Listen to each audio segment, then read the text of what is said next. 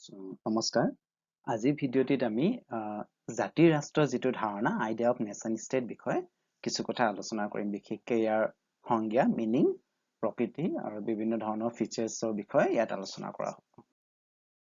so প্ৰথমে আমি যদি শব্দটোলে মন কৰো ন নেশ্যন আৰু ষ্টেট জাতি ৰাষ্ট্ৰ এই দুটা শব্দই মিলি এই যেটো ধাৰণা ইয়াৰ গঠন হৈছে সো জাতি ৰাষ্ট্ৰ বুলি ক'লে আমাৰ কাৰণে এই শব্দটো একেবাৰে নতুন নহয় ন বিশেষকৈ আমি অসম বা উত্তৰ পূৰ্বাঞ্চলৰ কথা যদি কওঁ আমি প্ৰায় শুনিবলৈ পাওঁ বিভিন্ন আন্দোলনৰ ক্ষেত্ৰতে হওক এই জাতি শব্দটো আমি প্ৰায় পাওঁ জাতি ৰক্ষা কৰিবৰ কাৰণে ওলাই আহা বুলি কোৱা হয় ন সো এই ধৰণৰ যেটো গোটেই এটা সাইকোলজিক্যাল কনসেপ্ট বুলি আমি ক'ব পাৰো সো ইয়াৰ এই ধৰণৰ ধাৰণাটো আমাৰ কাৰণে একেবাৰে নতুন নহয় যদিও আমি থিওৰিটিক্যালি পলিটিক্যাল সায়েন্সৰ ষ্টুডেন্ট হিচাপে বুজি পোৱাটো ভাল হ'ব যে একচুয়ালি বস্তুটো কি হয় সো প্ৰথম আমি যদি ডেফিনেশনলৈ চাওঁ ন সংজ্ঞা যদি এটা উলিয়াব বিচাৰো a nation state is a state or country that has defined borders and territory দুটা শব্দ আছে ন নেশ্যন আৰু ষ্টেট সো প্ৰথমে আমি বুজি পোৱাটো উচিত হ'ব যে এটা ডেফিনেট টেৰিটৰি থকা এটা নিৰ্দিষ্ট ইনষ্টিটিউট হয় ন এটা এনেকুৱা অনুষ্ঠান ৰাষ্ট্ৰই হয় মানে যেটো আমি দেশ বুলি কওঁ কান্ট্ৰি বুলি যদি কওঁ ন বিভিন্ন ইংৰাজী শব্দ বিশেষকৈ আমাৰ বেলেগ মিনিং আছে নেশ্যন ষ্টেট কান্ট্ৰি সো ইয়াত যদি আমি চাওঁ it is a definite border ন বাউণ্ডাৰী হ'ব লাগিব টেৰিটৰি হ'ব লাগিব মানে আৰু লগতে অকল বাউণ্ডাৰী হ'লেহে নেশ্যন ষ্টেট নহয় it is an additionally a country in which a nation of principally the same type of people এই শব্দটোলৈ আমি মন কৰিব লাগিব ন একে ধৰণৰ মানুহ হ'ব লাগিব আৰু একে ধৰণে ইয়াত কি বুজায় বিভিন্ন ধৰণৰ একে ধৰণৰ মানুহ হ'ব পাৰিব ন ইয়াত যদি আমি এই হেইলে যাওঁ nation state should have বা nation should have প্ৰথমে আমি যদি চাওঁ দুটা বেলেগ শব্দ ন আমি তেনেকৈ বুজি ল'ব লাগিব যে নেশ্যন আৰু নেশ্যন ষ্টেট প্ৰথম আমি চাওঁ জাতি মানে কি আৰু জাতি আৰু নেশ্যন ষ্টেটৰ মাজতে অৱশ্যে পাৰ্থক্য আমি পিছৰ স্লাইডত আলোচনা কৰিম সো প্ৰথমে আমি বুজি লৈছো যে জাতি মানে কি বুজায় ন আমি এই শব্দটো প্ৰায় শুনিবলৈ পাওঁ যেহেতু বিশেষকৈ জাতি গঠন কি ধৰণে হয় কি এলিমেন্ট থাকে কিবা অৱদান কিছু অৱদানৰ তাত আমি আলোচনা কৰিব লাগিব বিশেষকৈ সিঙ্গল ল্যাঙ্গুৱেজ হ'ব পাৰে ন অসমীয়া জাতি বেংগলী জাতি তামিল নেশনালিজম একে ধৰণে শিখ নেশনালিজম হ'ব পাৰে যেটো ৰিলিজিয়াছ বেসড হ'ব পাৰে ন আৰু কেতিয়াবা কি হয় হয়তো একে ল্যাঙ্গুৱেজ নহব পাৰে কিন্তু কমন হিষ্ট্ৰী বহুত বছৰ ধৰি মানুহবোৰ একেলগত থকাৰ কাৰণে এটা কমন হিষ্ট্ৰী ফৰ এক্সাম্পল আমাৰ চুবুৰীয়া ৰাজ্য নাগালেণ্ডৰ কথা আমি ক'ব পাৰোঁ তাত বহুত জাতি জনগোষ্ঠী আছে তেওঁলোকৰ ল্যাঙ্গুৱেজ একেবাৰে বেলেগ ধৰণৰ কয় ন ইটোৱে হিটো ট্ৰাইবাল যেটো গ্ৰুপ সিহঁতে ল্যাঙ্গুৱেজ বুজি নাপাব পাৰে কিন্তু সিহঁতে একেলগতে বসবাস কৰাৰ কাৰণে বহুত বছৰ ধৰি তেওঁলোকে কয় যে আমাৰ এটা যেটো নগা ৰাজ্য আছিল বুলি কয় ন নাগালিম বুলি যেহেতু আমি জানো গ্ৰেটাৰ নাগালেণ্ডৰ ডিমান্ড হৈ আহিছে আৰু লগতে আৰু এটা এক্সাম্পল আমি ল'ব পাৰো ন এটা থাকিব পাৰে সিমিলাৰ এথনিক বেকগ্ৰাউণ্ড একে ধৰণৰ জনগোষ্ঠীৰ যদি বেকগ্ৰাউণ্ড আছে ন সেইটো এটা জাতি নিৰ্মাণ কৰাত সহায় কৰে লগতে ক'বাত এনেকুৱা হ'ব পাৰে বহুত বছৰ ধৰি একেলগত আছে বিভিন্ন জাতি জনগোষ্ঠী কিন্তু তেওঁলোকৰ একে ধৰণৰ পলিটিক্যাল সিস্টেম ন unity from a common political system বহুত ধৰণৰ বিশেষকৈ আমাৰ ভাৰতত যদি আমি চাওঁ এই গোটেইবোৰ মিক্স হৈ আছে আমি জানো ন বহুত বছৰ ধৰি আমাৰ একে জাতিটো ইয়াত নাই হাজাৰ জাতি জনগোষ্ঠী আছে তাৰ পিছত আমি কওঁ যে ভাৰতীয় জাতি বুলি কওঁ সো এই গোটেই বস্তুবোৰ যদি আমি মিলাই চাওঁ আমি পিছলৈ অৱশ্যে ইয়াত আলোচনা কৰিম যে ভাৰতে হওক বা অন্যান্য যিবিলাক মাল্টিনেশ্যন ষ্টেট হয় কি ধৰণে তেওঁলোকৰ নিৰ্মাণ হৈছিলে ন সো ইয়াত এটা বস্তু ইম্পৰ্টেন্ট যেতিয়া আমি জাতিৰ কথা কওঁ ন কালচাৰ হোমোজেনিটিটো ইমান ইম্পৰ্টেন্ট নহয় যদিও কালচাৰ একে হোৱাটো এটা অৱদান বুলি কোৱা হৈছে এলিমেন্ট হয় যে একে ধৰণৰ ল্যাঙ্গুৱেজ বা একে ধৰণৰ ৰিলিজন থাকিলে জাতিৰ সৃষ্টি কৰা জাতি নিৰ্মাণ কৰাত সুবিধা হয় কিন্তু সেইটোৱে আল্টিমেট মিন্সটো নহয় মানে আল্টিমেটলি এইটো এটা স্পিৰিট এটা লাগিব এটা সাইকোলজিক্যাল বস্তু ন culture homogeneity is not as important as national spirit or দা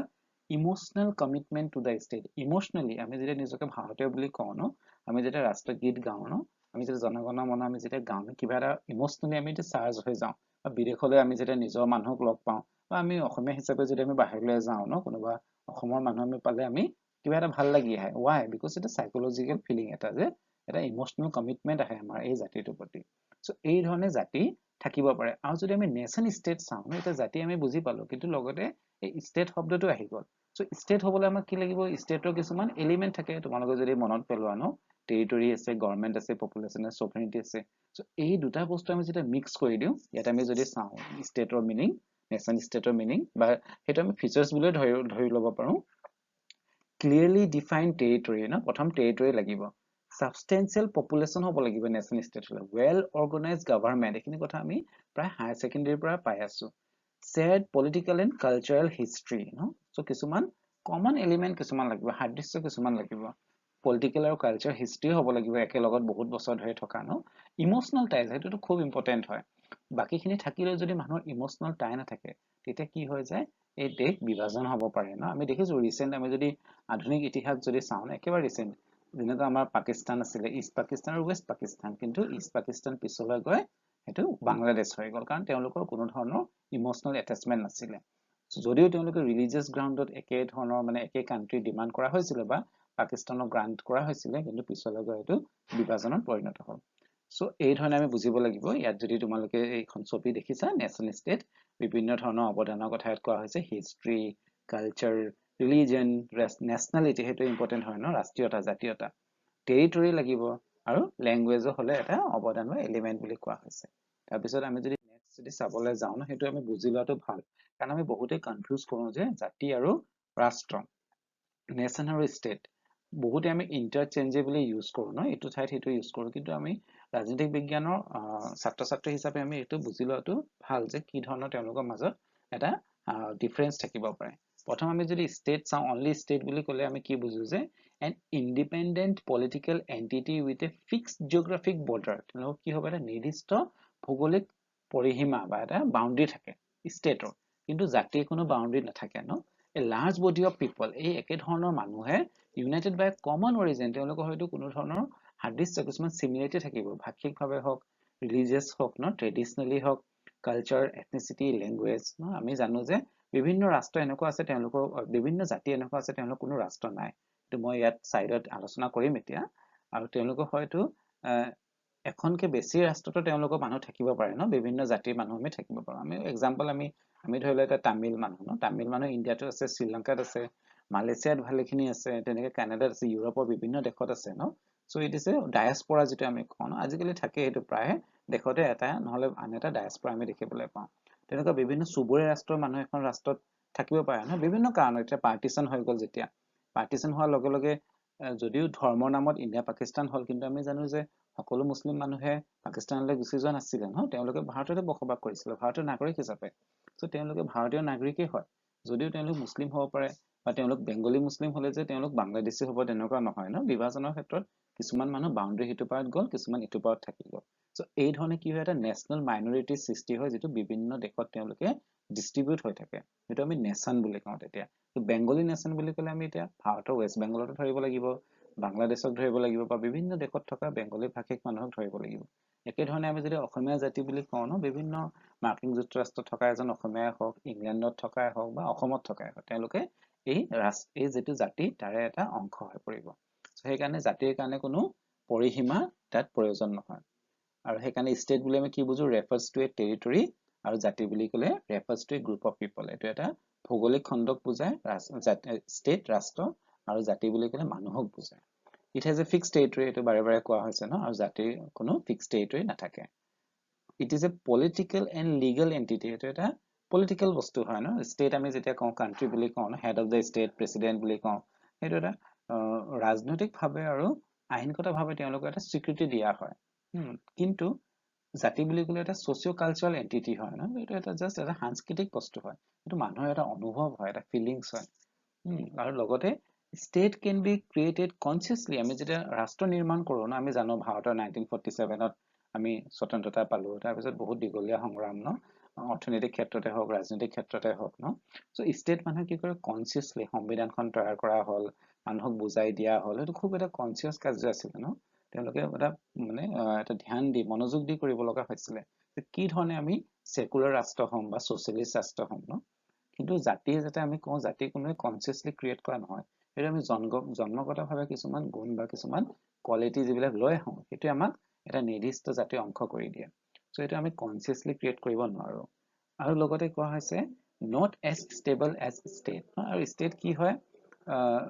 তেওঁলোক ষ্টেবল নহব পাৰে আজি আছে কাইলে হয়তো ৰাষ্ট্ৰ ভংগ হ'ব পাৰে আমি জানো এটা সময়ত সোভিয়েত ইউনিয়ন আছিল আজি তাৰিখত নাই এটা সময়ত আছিলে আমাৰ ইউগোস্লাভিয়া আজি তাৰিখত নাই সো নতুন বা তেনেকুৱা ধৰণৰ ৰাষ্ট্ৰ নিৰ্মাণৰ কাৰ্য চলি থাকে কিছুমান হেৰাই যায় আকৌ নতুন ৰাষ্ট্ৰ জন্ম হয় কিন্তু কি হয় যেতিয়া আমি নেশন বুলি কওঁ জাতি একচুয়ালি বহুত ষ্টেবল হয় ন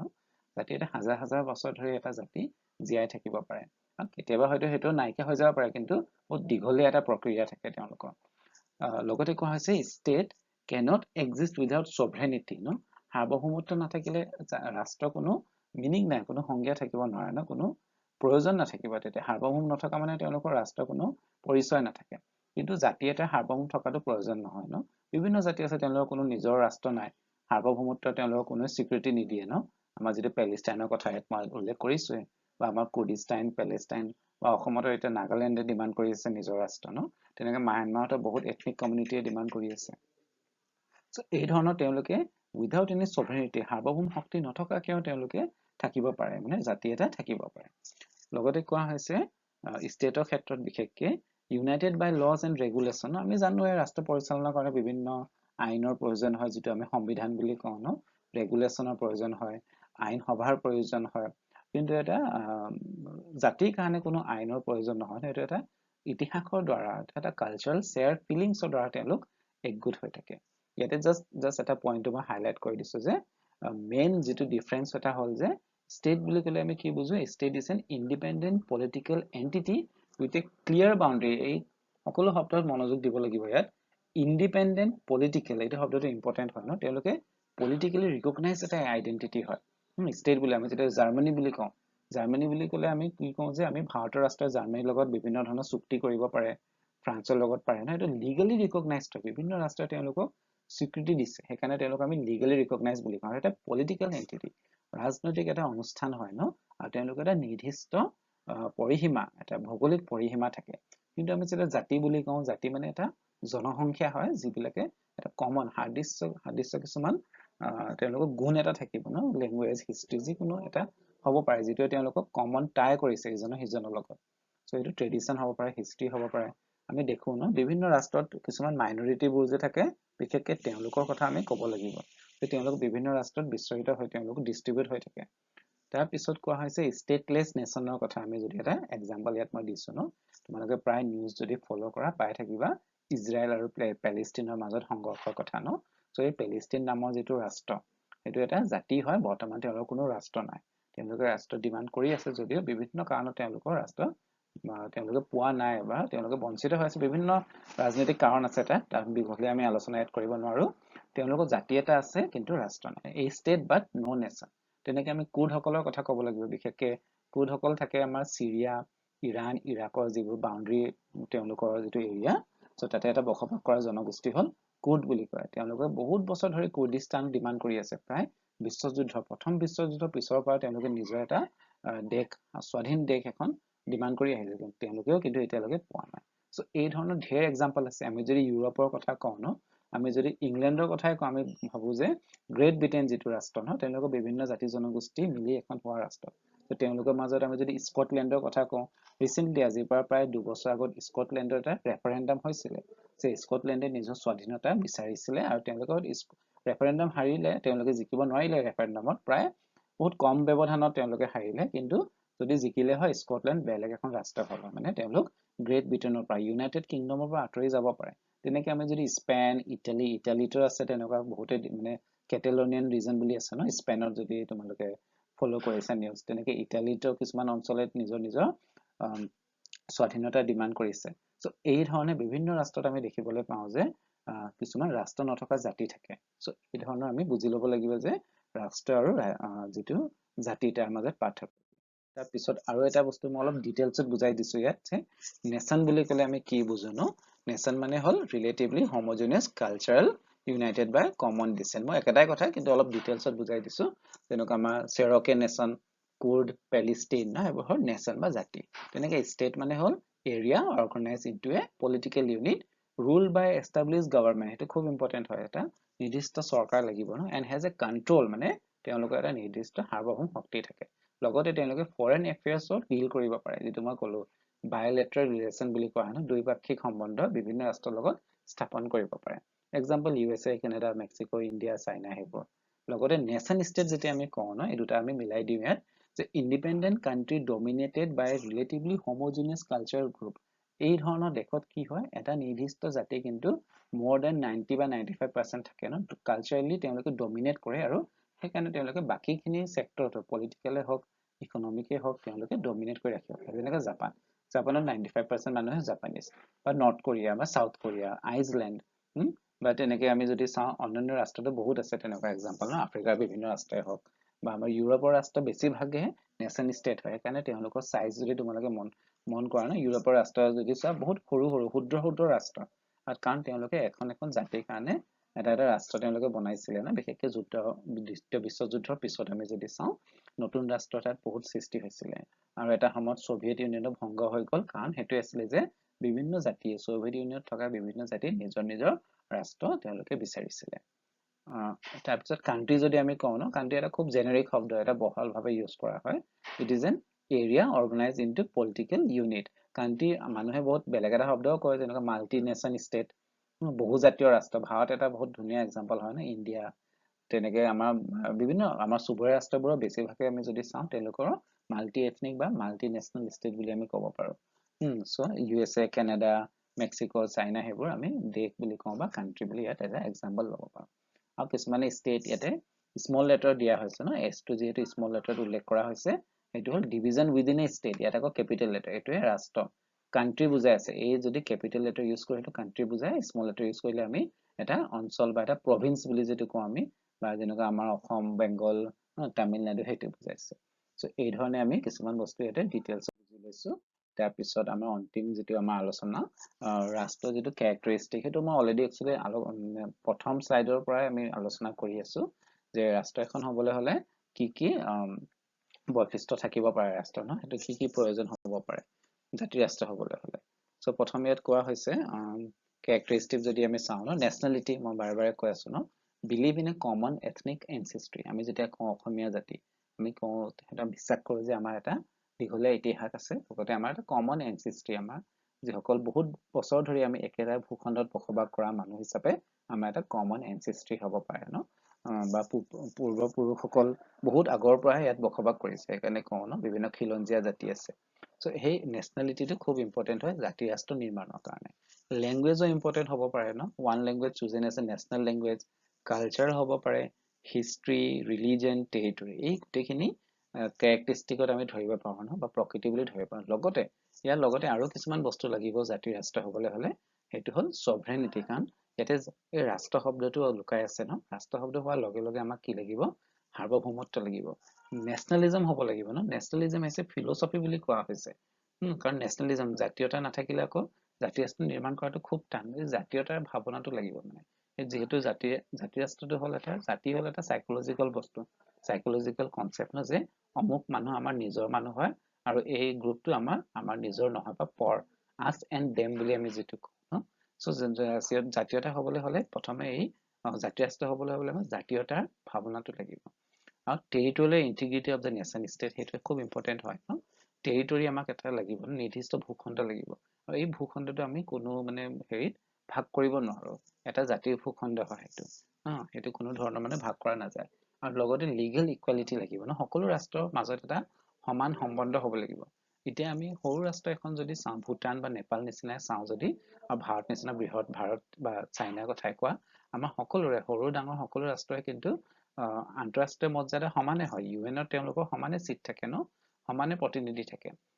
ডাঙৰ ৰাষ্ট্ৰ হৈছে বুলি তেওঁলোকৰ বিশেষ সুবিধা দিব নোৱাৰে বা তেওঁলোকৰ লিগেল এণ্টিটি সদায় সমান থাকে চ' জাতি ৰাষ্ট্ৰ সেইটোৱে হয় যে তেওঁলোকৰ মাজত সমান এটা আইনগতভাৱে সমান এটা সম্বন্ধ থাকে চ' এই ধৰণৰ কিছুমান ফিচাৰ্ছ আমি ইয়াতে আলোচনা কৰিলোঁ আৰু ইয়াৰ পিছৰ ভিডিঅ'টিত আমি জাতি ৰাষ্ট্ৰৰ ইতিহাসৰ বিষয়ে কিছু কথা আলোচনা কৰিম ধন্যবাদ